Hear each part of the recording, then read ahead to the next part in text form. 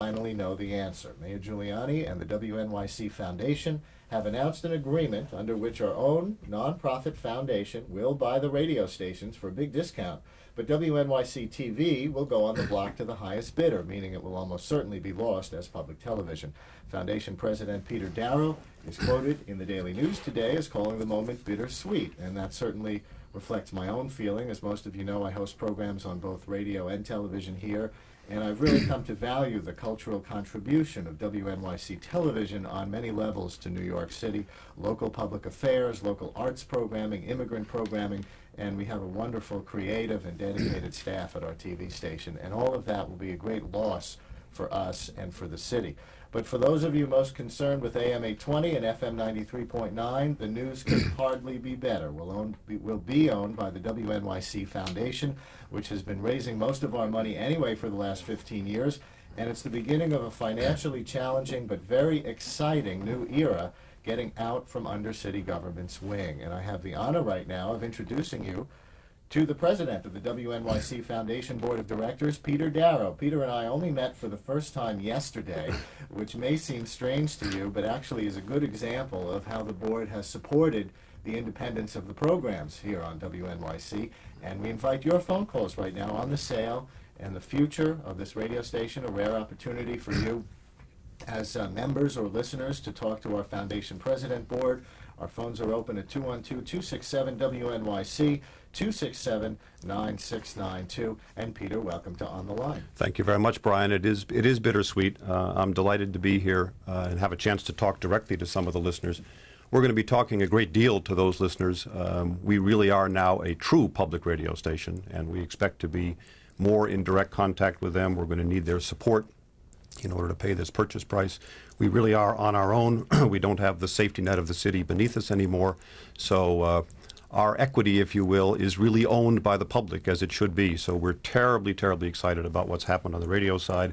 But I share your regret for what has inevitably happened on the TV side. It's just more than the foundation felt it could prudently take on as a financial obligation. I think maybe before we even get into more of the details of the sale, it might be interesting to people just to explain a little bit what the WNYC Foundation is. What is it that you're the president of, and what does it do? It's a not-for-profit foundation. It was founded 10 years ago at the last city fiscal crisis when the stations were regarded as a drain. Mayor Koch was the supporter of its founding. And we have been involved in raising money for the stations ever since. We've taken most of the funding off the city payroll, but as you say, we've been on the funding side. We've stayed away from the broadcast side. We leave that to you. We're all private citizens. We're not paid. We're deeply interested in public broadcasting, but we do it as volunteers. We're lawyers. We're bankers. We're career people of all sorts. This is not your real job. This is not. It's become my real job in the last several months, but this is not my real job. Yes, you're a lawyer in real. I'm a Wall Street partner in one of the big Wall Street firms. There are also some other names on the board. People might recognize Jerry Della Femina, the colorful advertising executive, Billy Tisch, who's done a lot for us. Erwin Schneiderman, chairman of the board, who also directs the City Opera's board. That's correct. That's correct. This is a board that is largely. It's engaged in various commercial activities in real life, but deeply devoted to the arts in various forms. Many of the board members are on other cultural boards as well. So you bought yourself a couple of radio stations. We're ecstatic about it. I think it's fair to say that public broadcasting generally is under both financial and political attack at this time. And for us to be able to achieve the independence of this station at this time really, I think, must be regarded as a great triumph, and we're terribly excited about that, and we try not to let the loss of the television broadcasting dilute that. But the word bittersweet, I guess with a big space perhaps in between, is the right characterization. And of course, the big thing that this does is preserves this station, AM 820, which they could have reverted the license back to a commercial license, which it was up until 2 or 3 years ago throughout its history, and sold it as a commercial station. Indeed, the mayor, during his campaign, had announced his intention to do exactly that. So I have to say, the mayor listened to our case. He didn't hear the case we tried to make on the TV side, but he really did hear the case that we made on the radio side, which is why we have this compromise. And of course, FM, a lot of people heard, which is at 93.9, was in danger of being moved to a much weaker frequency, so that 93.9, which is valuable, could be sold. That now will not happen. 93.9 is secure for FM. Are you satisfied with the price? $20 million for AM and FM, is that a good deal? It's a steep price, but the city's making a very significant contribution to our ability to do that. The station is estimated to be worth $35 to $40 million. We're buying it for 20, and we're paying the 20 over 6 years, and we're not paying interest on that delayed payment stream. So we've got a lot of work to do to raise the funds to do it, but there's a lot of, I think, foundation interest in the future of public broadcasting in New York. And frankly, we hope that the people who are listening to you and me right now, and all those who aren't but who do regularly listen to the stations, will be there to support us as well. And we'll have more news on that in the next couple of weeks. I guess you could say it was a half-price sale, huh? If FM alone really is what's been valued at 35 to 40 million. If you add on just probably a few million that the AM station would have been worth, we got a half price. That's about deal, right. But it's still a lot of money that we have to raise. Absolutely. To put this into perspective, $20 million is more than our whole annual budget on AM, FM, and TV combined. It's probably twice our annual budget for radio alone, AM and FM. But they did work hard to make it possible for us by giving us the 6-year time frame to pay it, and that's going to make a significant difference, although we're going to endeavor to raise as much money as early in the process as we can. And we do get to stay here in the Municipal building rent-free, I understand, for those 6 That's correct. years. Is that correct? That's correct. How did that get worked out? Well, they came to, we took the position in these discussions that we were an important New York cultural institution, and they accepted that proposition. The Commissioner of Cultural Affairs is going to become an ex officio member of our board, and we're going to stay on city property rent-free, just as other cultural institutions do, just as the Metropolitan Museum resides in the park and so on. But it's symbolic of their acceptance of the cultural value that we have to the city, and although they're going to sell the license, we're going to continue to be supported by them in these ways. Let's take some phone calls. What do you say? Our lines are jammed. People want the opportunity to talk to you. It's not every day that the president of the WNYC Foundation Board comes on, and obviously it's not every day that we have this kind of news, which is why this is happening. And so let's go to the phones for our Foundation Board President, Peter Darrow, at 212-267-WNYC, 267-9692, and Karen in Manhattan, you're on the line. Hi. Oh, I'm so pleased to have been given this opportunity. I would just like to say that I'm a music lover, first and foremost, and I'm really very, very relieved that New York City will still have a classical music station. I just want to recommend that they don't allow their music programming to be diluted to the point where NCN's was, where they were playing movements of pieces instead of whole pieces. I'm sure that it won't happen. But my other that might be, by the way, one of the differences between a non-commercial and a commercial. Absolutely right. The other point I'd make to you is that one of the principal reasons we felt it was so important to stay on our existing full power frequency instead of moving to a less powered frequency is the quality of the music transmission, which you'll continue to be able to receive as you have in the past. And but my other big point, and I'm already having horrendous withdrawal symptoms, is that I hate to admit this, but I'm an EastEnders fan. You should be proud to admit that. I'm extremely concerned EastEnders is so much fun. Whether there are steps being taken for one of the other stations, local stations, to take EastEnders over. We're going to do everything we can to preserve as much of what we transmit on television to other locations. It's been such a struggle, frankly, to get to where we are today and to strike the deal with the city that we've only begun to think about. We're aware of those issues. We're committed to trying to preserve what's done on television.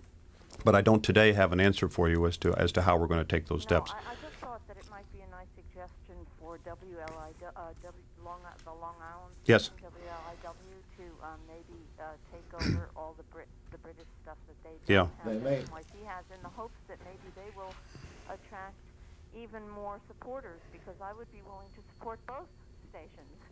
We'll pass that on, and I'm sure they'll be glad to hear it. I'm sure that we're going to find homes for much of what we do, but it's at the top of our agenda. I have a feeling that EastEnders has a pretty good chance of being picked up by somebody because we know its fundraising track record. It's been very popular, and people, no, not hardly, and people have called in. I think for that, at or close to the top of the list of successful shows for membership on WNYC television. And after all, it's probably the most fun soap opera since Mary Hartman, Mary Hartman. So, Karen, thank you for calling. Thank you very much. And Ike in Manhasset, you're on the line. Ike. Okay, Ike is right now. He's running from Manhasset across the city line into Queens. And hi, Ike. I just want to say that I have been livid for months thinking of the possibility that NYC can go off the air. I'm delighted that it's been solved this way, and I am sure that your listeners will support this station because it's just so far superior to anything else.